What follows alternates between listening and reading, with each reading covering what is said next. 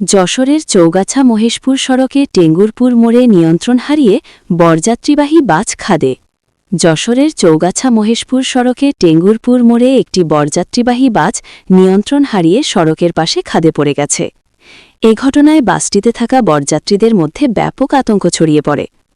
প্রত্যক্ষদর্শী সূত্রে জানা যায়, বাসটি চৌগাছা থেকে মহেশপুরের দিকে যাচ্ছিল।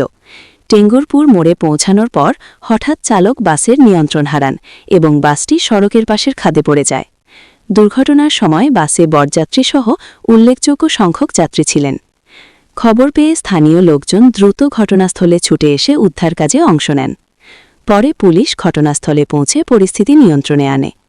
প্রাথমিকভাবে বড় ধরনের হতাহতের কোনো খবর পাওয়া যায়নি, তবে কয়েকজন যাত্রী সামান্য আহত হয়েছেন বলে জানা গেছে।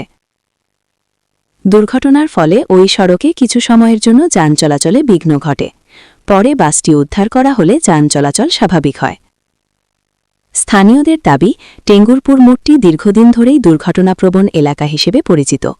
অপরিকল্পিত মোড়, পর্যাপ্ত সড়ক চিহ্ন ও গতি নিয়ন্ত্রণ ব্যবস্থা না থাকায় প্রায়ই এখানে দুর্ঘটনা ঘটে।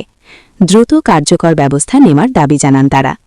এ বিষয়ে স্থানীয় কর্তৃপক্ষ জানায়, দুর্ঘটনার কারণ খতিয়ে দেখা হচ্ছে এবং প্রয়োজনীয় আইনগত ব্যবস্থা গ্রহণ করা হবে।